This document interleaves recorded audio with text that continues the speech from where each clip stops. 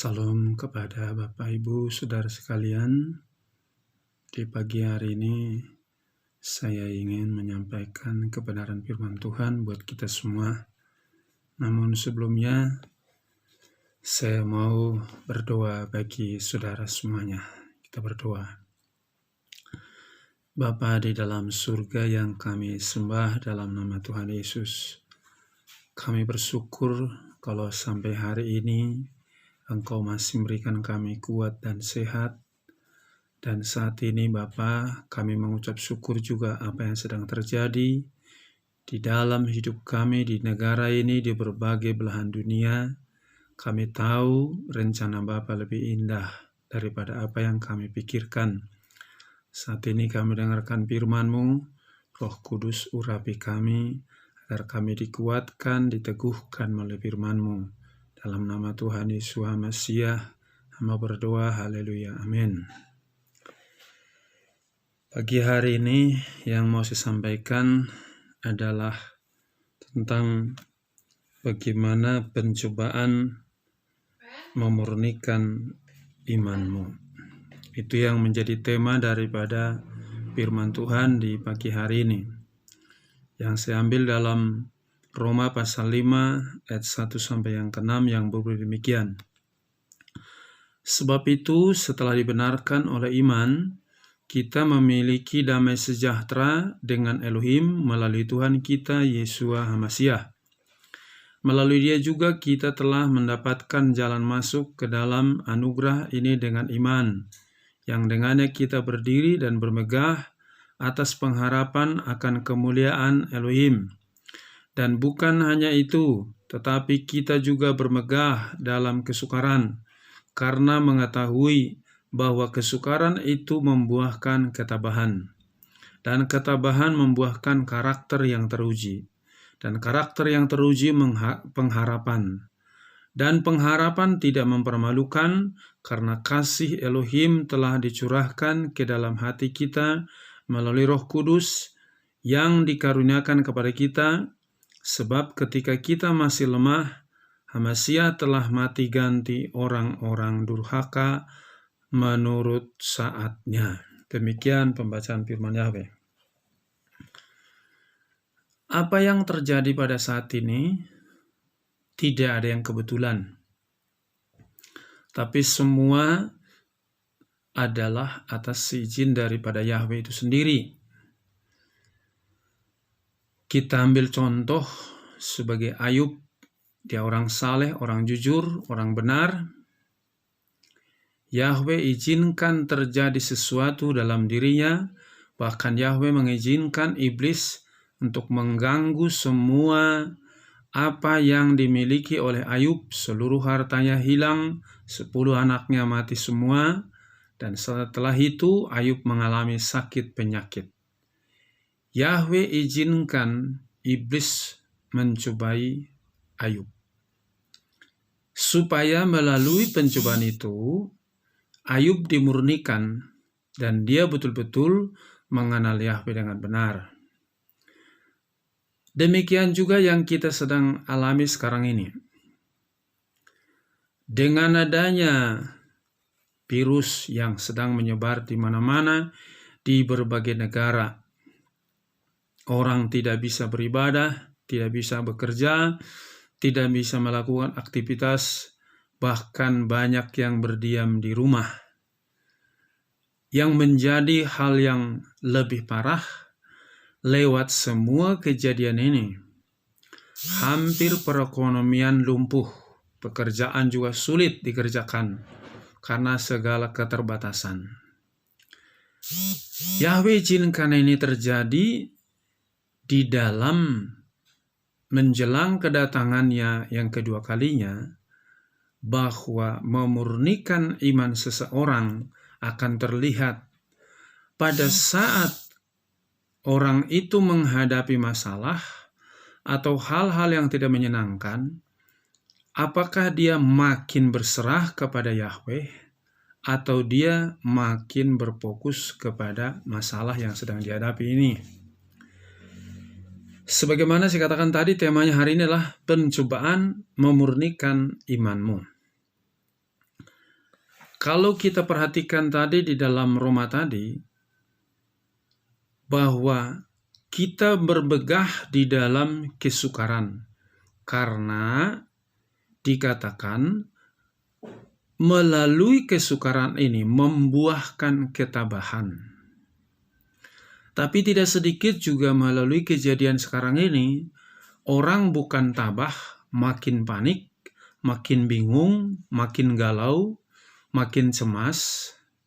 Jadi terbukti kesukaran itu bukan membawa dia kepada yaitu agar semakin dia tabah, tetapi justru semakin dia goyah. Kalau melalui kesukaran ini dia makin goyah, berarti imannya tidak tahan uji. Dilanjutkan di sini, ketabahan itu membuahkan karakter yang teruji. Jadi ketika seseorang diperhadapkan, kalau kita lagi banyak uang, kita katakan puji Tuhan. Semua pekerjaan sukses, kita katakan puji Tuhan. Semua keadaan baik, kita katakan puji Tuhan. Tapi pada saat seperti yang saya singgung tadi, Ayub kehilangan harta semuanya, kehilangan anak semuanya. Dia hanya berkata, Yahweh yang memberi, Yahweh yang mengambil, terpujilah nama Yahweh. Di sini kita lihat teruji iman daripada Ayub itu, karakternya teruji. Dia bukan hanya mengucap syukur pada saat keadaannya baik, tapi pada saat keadaan tidak baik pun dia belajar untuk mengucap syukur.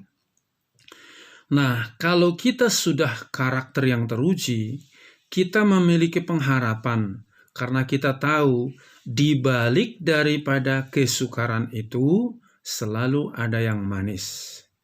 Saya ambil contoh. Bagi seorang ibu yang sedang mengandung, dia kesakitan pada saat melahirkan, mau melahirkan dia merasa sakit dan betul-betul sangat sakit. Tetapi setelah anak itu lahir, apa yang dia rasakan itu sakit tadi tidak terasa karena sudah melahirkan seorang anak. Nah, seharusnya melalui kesukaran demi kesukaran yang sedang kita alami pada saat ini, kita melihat ada rencana Yahweh yang Dia berikan kepada kita. Apakah imanmu sudah teruji? Melalui kejadian ini, apakah engkau makin serius berdoa? Apakah engkau makin tekun untuk membaca dan merenungkan firman? Atau engkau hanya uring-uringan, pergi ke sana, pergi ke sini, lihat video, lihat TV, lihat acara-acara yang tidak bermanfaat untuk menutupi keadaan hatimu yang sedang gelisah atau sedang galau. Sekarang tidak ada lagi dengar khotbah secara langsung. Tidak bisa bertemu secara langsung dengan banyak orang. Di sini teruji iman kita. Lagi banyak ibadah saja, lagi ada kebaktian keluarga saja. Kadang datang beribadah, kadang tidak datang beribadah. Sekarang tidak ada ibadah secara umum. Tidak ada kebaktian keluarga. Engkau belajar untuk memimpin dirimu sendiri bagaimana bersekutu dengan Yahweh itu, bukan didorong-dorong oleh orang lain, tapi atas kesadaranmu sendiri. Maka di sini, agar iman kita teruji, apa yang harus kita pelajari? Pertama-tama kita harus mengenal Yahweh yang kita sembah itu, Yahweh yang mengatur segala alam semesta ini. Jadi kalau kita percaya bahwa Yahweh itu yang mengatur segala alam semesta ini, saya ingin supaya kita belajar untuk merenungkan firman ini yang betul-betul menjadi satu pegangan bagi kita, yang berbunyi dalam 1 Samuel pasal yang kedua, ayat yang ke-6 sampai dengan ayat yang ke-9, yang berbunyi demikian. Yahwehlah yang mematikan dan menghidupkan, yang menurunkan ke alam maut dan dia pun mengangkat. Yahweh membuat miskin dan dia memberikan kekayaan. Dia merendahkan dan dia juga mengangkat tinggi. Dia membangkitkan yang miskin dari debu. Dia meninggikan yang berkekurangan dari timbunan kotoran, untuk membuat mereka duduk bersama para bangsawan. Ya, dia membuat mereka mewarisi tata kemuliaan, karena pilar-pilar bumi adalah kepunyaan Yahweh, dan dia menaruh dunia di atasnya. Di ayat yang ke-9 katakan, dia menjaga langkah-langkah orang-orang kudusnya, dan orang-orang fasik dibungkamkan di dalam kegelapan, karena manusia tidak menjadi perkasa oleh kekuatan.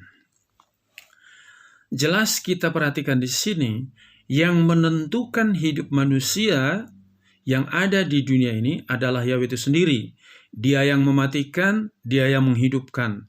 Dia bisa mengangkat orang naik tinggi, dia bisa juga menurunkan ke paling yang rendah. Sebagai contoh, Raja Nebukadnezar begitu tinggi jabatannya karena dia angkuh, dia sombong, dia direndahkan, sehingga dia harus dibuang ke hutan. Makanannya juga rumput, sama seperti binatang. Tapi ketika dia merendahkan diri di hadapan Yahweh itu, Yahweh kembalikan kedudukannya untuk menjadi raja. Nah, kalau kita lihat masalah pencobaan, ketika Paulus dan Silas memberitakan Injil kepada banyak orang, maka kita perhatikan akibatnya. Mereka harus dimasukkan ke dalam penjara. Sebelum masuk penjara, mereka harus dicambuk, dipukulin, diborgol. Di dalam penjara itu, mereka tidak menangis, tidak mengeluh. Mereka tidak mengatakan, aku menyesal jadi anak Tuhan, jadi hamba Tuhan. Tidak. Tetapi justru mereka berdoa dan menyembah Yahweh itu. Dampak daripada pujian mereka, dampak daripada doa mereka,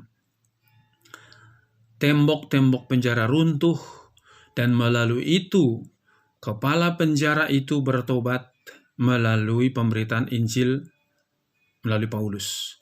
Jadi kita perhatikan di sini, ada enggak gunanya pencobaan itu? Ada, supaya tahan uji. Apakah dengan Paulus dimasukin ke penjara, imannya makin kendor? Justru makin semangat, sekalipun dia baru dipukulin, disiksa, tetapi dia tetap memberitakan Injil, imannya teruji. Begitu juga kita perhatikan, ketika zaman Daniel, tidak diperbolehkan bermohon kepada dewa manapun kecuali kepada raja selama 30 hari. Tapi Daniel justru dia melakukan doa tekun setiap hari, 3 kali sehari. Imannya benar-benar diuji. Melalui pencobaan itu justru Daniel ada berkat khusus. Akibat daripada Daniel tidak taat kepada aturan itu, dia dibuang ke dalam gua singa. Tapi singanya tidur. Dan kita perhatikan setelah itu, Raja Darius mengatakan kepada Daniel, sungguh Yahweh Elohimmu telah menolong engkau, maka engkau betul-betul menjadi orang yang takut kepada Dia, dan engkau diberikan kedudukan, dan Raja membuat undang-undang, siapa yang menghina Yahweh Elohim daripada Daniel, maka rumahnya akan diruntuhkan dan juga orangnya akan dibakar. Jadi kita perhatikan di sini, iman itu teruji ketika datang persoalan. Memurnikan iman kita itu bukan sekedar hanya kita dapat memuji Tuhan, menyembah Tuhan. Pada saat ini, terlihatlah mana iman orang yang murni, mana iman orang yang pura-pura terlihat dengan keadaan semakin hari semakin sulit. Orang hanya banyak mengeluh, berkeluh kesah, menyalahkan sana-sini. Tetapi iman yang teruji justru melalui kejadian-kejadian yang sekarang ini, kurang uang, kurang makan, kurang bisa berkomunikasi, kita belajar untuk mengucap syukur. Itu tandanya iman kita teruji. Oleh karena itu, saya ingin mengajak kita semua agar iman kita semakin teruji. Biarkanlah seluruh apa yang terjadi dalam hidupmu, engkau tidak perlu mengeluh, tetapi engkau berkata, terima kasih Bapa untuk semua apa yang terjadi dalam hidupku. Baik masalah penyakit, masalah ekonomi, masalah pekerjaan, masalah keluarga. Mungkin banyak hal yang orang lain tidak tahu masalahmu. Tapi percaya, ada Bapa di surga yang peduli kepadamu. Saya membuka satu ayat yang betul-betul menjadi satu kekuatan bagi kita, yang saya ambil di dalam Mazmur 119 ayat yang 105 yang berbunyi demikian. Firman-Mu itu pelita bagi kakiku dan terang pada alurku. Jadi kita perhatikan di sini yang bisa membuat kita kuat menghadapi pencobaan-pencobaan ini adalah kita berpegang kepada firman Yahweh itu, berjalan sesuai dengan firman Yahweh itu. Jangan andalkan kekuatanmu sendiri, karena di dalam Yeremia 17 ayat yang kelima dikatakan, terkutuklah orang yang mengandalkan manusia dan yang mengandalkan dirinya sendiri.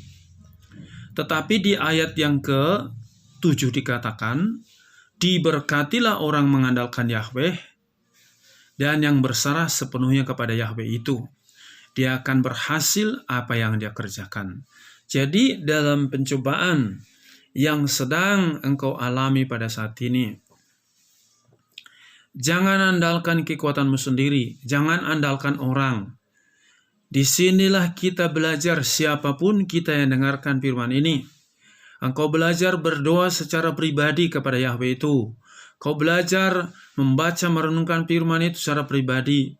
Kalau selama ini dituntun sama hamba Tuhan, dituntun oleh pembimbing-pembimbing rohani, sekarang tidak bisa berkomunikasi secara langsung, tapi engkau harus belajar mandiri.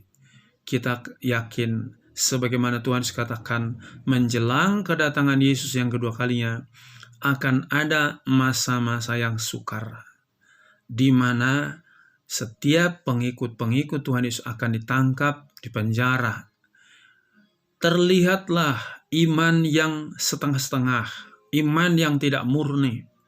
Ketika ditawarkan nanti pada pemerintahan antikris, dimasukkan chip di tangan atau di dahi, kalau engkau tidak kuat imanmu, maka engkau menerima itu dengan alasan demi kenyamanan, supaya penyakit tidak menular, supaya gampang bertransaksi dan segala macam. Tapi jika engkau menerima cap itu, maka engkau tidak mungkin bisa masuk surga lagi. Nah, iman yang teruji, kalau datang nanti antikris, dia tidak akan menerima cap itu. Lebih baik dia mati daripada menerima cap itu. Nah, selain itu, apalagi yang bisa menguatkan iman kita menghadapi pencobaan ini? Selain firman Yahweh, yang kedua adalah Roh Kudus. Tuhan Yesus mengatakan bahwa Dia memberikan Roh Kudus kepada kita. Saya bacakan di dalam Yohanes pasal yang ke-14 ayat yang ke-26 yang berbunyi demikian. Namun penghibur, yakni Roh Kudus, yang akan Bapa utus dalam namaku, Dia akan mengajar kamu segala sesuatu dan akan mengingatkan kamu segala sesuatu yang telah kukatakan kepadamu. Di dalam Yohanes 15 ayat 26 juga yang ayatnya sama.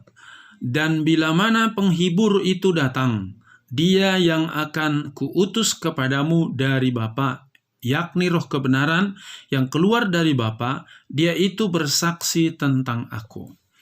Jadi kalau kita dipenuhi oleh Roh Kudus, sebagaimanapun pencobaan seberat apapun yang kita alami, kita pasti kuat, kita pasti tenang, kita pasti menang apapun pencobaan yang sedang kita alami. Maka jangan andalkan kekuatanmu, andalkan kekuatan Roh Kudus. Hanya Roh Kudus yang bisa memberikan penghiburan, kekuatan, kuasa kepadamu untuk melawan semua pencobaan-pencobaan yang datang pada saat ini. Hari-hari akan datang, pencobaan akan lebih berat lagi. Tetapi bila Roh Kudus itu mengurapi engkau, bila Roh Kudus itu mengurapi engkau di dalam setiap waktu, engkau pasti menang, engkau pasti kuat melewati semuanya itu. Nah, selain itu, apalagi yang menjadi kekuatan kita di dalam menghadapi pencobaan yang sekarang ini, supaya kita makin dimurnikan. Kita harus banyak berdoa. Kalau selama ini engkau berdoa kalau misalkan pelajar pas mau ujian, baru serius berdoa. Bapak Ibu kalau mengalami kesulitan ekonomi, baru berdoa sungguh-sungguh. Kalau sakit yang parah, berdoa sungguh-sungguh. Sekarang bukan lagi saatnya demikian. Tidak ada masalah, engkau makin serius berdoa. Engkau hancur hati. Firman Yahweh katakan bahwa Yahweh dekat dengan orang yang hancur hati. Saat ini, buatlah hatimu hancur hati di hadapan Yahweh ketika berdoa. Jangan menangis di hadapan orang. Jangan menangisi keadaanmu. Jangan menangisi penyakitmu. Tapi menangislah di hadapan Yahweh itu. Mohon belas kasihan Dia, kemurahan Dia, supaya engkau bisa melewati semua pencobaan-pencobaan yang sedang terjadi pada saat ini. Oleh karena itu, saudara yang dikasihi oleh Tuhan Yesus, hari ini saya mengajak kita semua, apapun yang sedang kau alami, belajarlah berkata, terima kasih Bapa, Engkau sedang memurnikan imanku, dan buatlah aku terus semakin hari semakin murni mengiring Engkau. Saya percaya Bapa tidak pernah tinggalkan aku.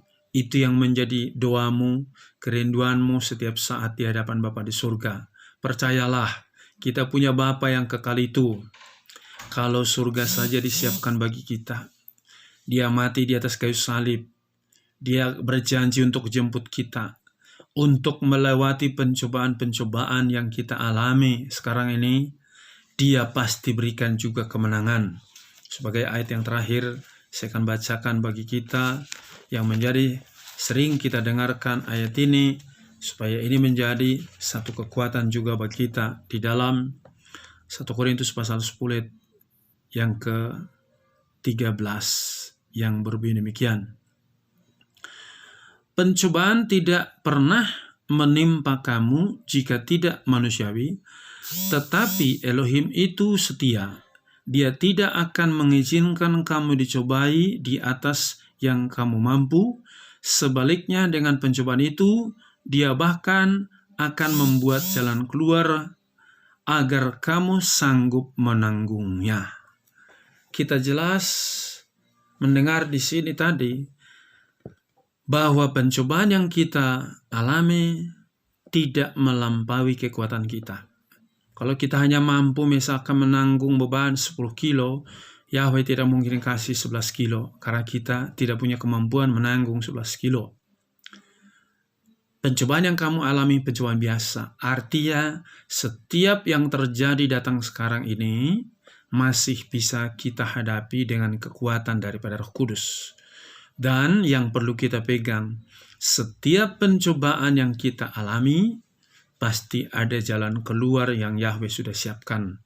Saya ulang lagi, Ayub ketika dia diperhadapkan pencobaan yang begitu berat, justru melalui pencobaan itu, Ayub menang karena dia setia mengandalkan kuasa Yahweh, dan Yahweh memberkati Ayub 2 kali lipat setelah dia menang daripada pencobaan itu.